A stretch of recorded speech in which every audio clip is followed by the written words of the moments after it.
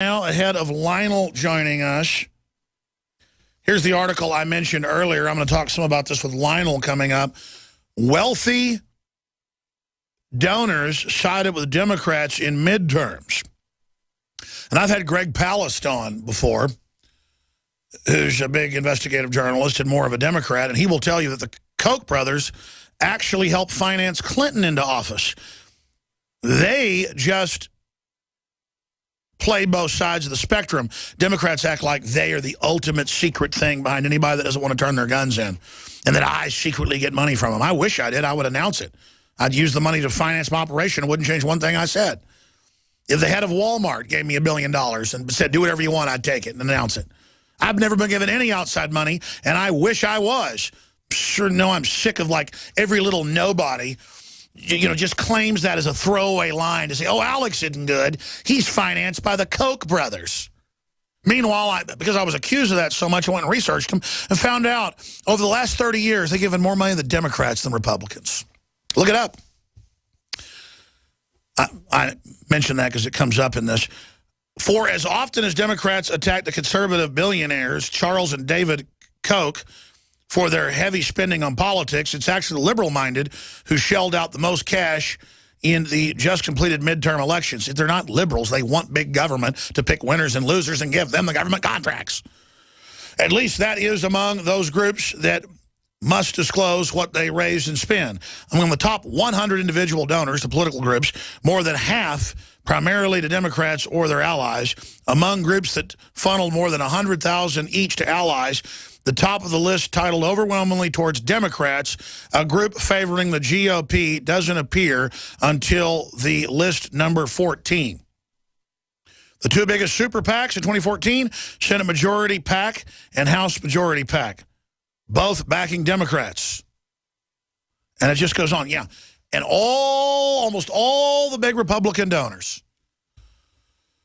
And the Chamber of Commerce nationally gave money to Democrats over Republicans or Republicans over Tea Partiers. Because, in fact, John Bound has a report on it. Let me just air this and I'll go to your calls. Dealing with J.P. Morgan and others. If you look at the derivatives graphs, we show them. Derivatives are bigger than they were 6 years ago in the last big crash. And they just passed in the House and the Senate, in the spending bill, a new banker bailout called a derivatives protection area that allows all the derivatives to be signed on to Alex Jones and you. Oh, but I'm just supposed to hate cops and go out and shoot some. That'll really fix things. That's what the Democratic Party in the White House wants, is a race war that'll be used to bring in tyranny instead of looking at who's screwing everyone over 7 ways to Sunday. So let's go to John Bound's report on the Federal Reserve head and what their policies are, and then right to your phone calls. This first premiered last night on the Nightly News, 7 o'clock Central. The top 1% own about 38% of the financial wealth of America. The bottom 60%. Back it up. That's Bernie Sanders, the socialist, independent. And what he says is true, except then he says socialism's the answer. That top 0.1%, almost to a man, gives money to take my guns, raise my taxes, and get banker bailout, you little... Sanders is so stupid. The ultra-rich don't like middle class and new wealth. They're the ones trying to extinct their competition. Low taxes makes the poorest people rich compared to other countries. But again, Sanders, go back to the beginning, I'm sorry. Let's see if I can play it. Here it is. The top 1% own about 38% of the financial wealth of America. The bottom 60% own 2.3%. One family, the Walton family, is worth over $140 billion. That's more wealth than the bottom 40% of the American people. In recent years, we have seen a huge increase in the number of millionaires and billionaires, while we continue to have the highest rate of childhood poverty in the industrialized world.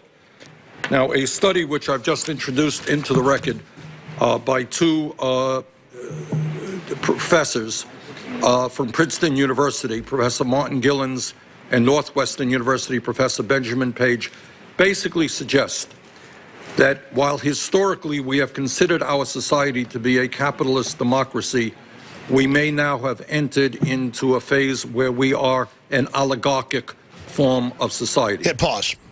Back it up 10 seconds. And the oligarchs, through the big think tanks and through the big tax-free foundations, are financing socialism for the general public that they're exempt from, that is making us poorer, Sanders. Do you understand that the ultra-rich are the ones financing this takeover? No, his answer is more of what's gotten us into this. He points at the people that have done this to us and then says, let's do more of what they're actually pushing for. He doesn't tell you that. It's like Warren Buffett financing and underwriting ABC this week. It says at the end of the show, when he underwrites it, underwritten by him, and he's on it saying, my secretary pays more than I. We need to pass these new laws so I pay more tax. Meanwhile, he already wrote the loopholes where he doesn't pay any tax. See the bait and switch they play? Let's go back, because we are in an oligarchy now, but it's an offshore oligarchy. We have considered our society to be a capitalist democracy. We may now have entered into a phase where we are an oligarchic form of society. In your judgment, given the enormous power held by the billionaire class and their political representatives, are we still a capitalist democracy, or have we gone over into an oligarchic form of society in which incredible economic and political power now rests with the billionaire class?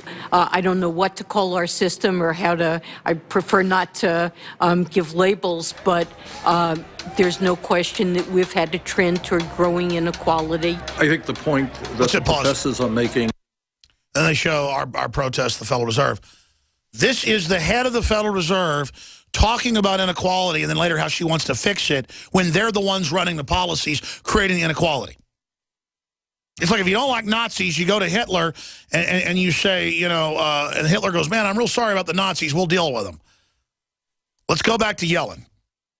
And others have made is that there comes a point where the billionaire class has so much political power. At what point is that reversible? It's an underground hideaway straight out of a Bond film. 200 feet deep with walls of reinforced concrete 9 feet thick. The survival complex has 12 stories of underground apartments and luxury facilities, each floor costing $3 million. A bad bet to think that the government's going to be there to save you. If oil prices were artificially inflated by the Fed, well, so were stock prices and real estate prices. So all these bubbles are going to burst because of the same pin, which is the Fed withdrawing the stimulus. So let's consider what happened during the Lehman Brothers bankruptcy in 2008. That's the one that sparked the financial crisis, nearly melted down the economy, and triggered the bailout by the taxpayers. The court proceedings took 3 years, clearly not rapid or orderly. But Lehman was tiny compared to today's biggest banks. When it failed, Lehman had $639 billion in assets. Today, J.P. Morgan has nearly $2.5 trillion in assets. That's 4 times as big as Lehman was when it failed. Lehman had 209 registered subsidiaries when it failed. J.P. Morgan, I really almost couldn't believe this when I read it. J.P. Morgan today has 3,391 subsidiaries. That's more than 15 times the number of subsidiaries. Let's hit pause.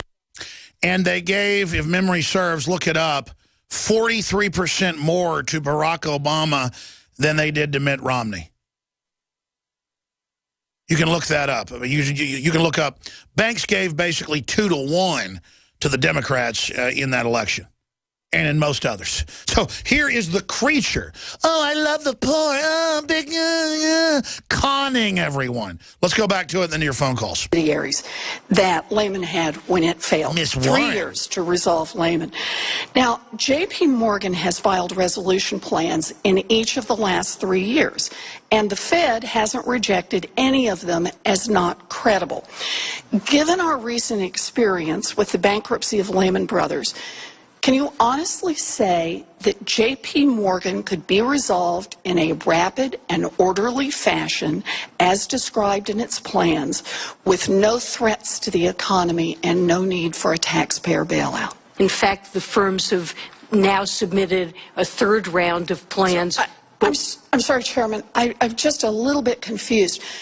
J.P. Morgan submitted a round of plans in 2012. And my understanding is that neither the Fed nor the FDIC said that those plans were not credible. It then submitted plans in 2013, and neither the Fed nor the FDIC said they were not credible. And it has submitted plans in 2014.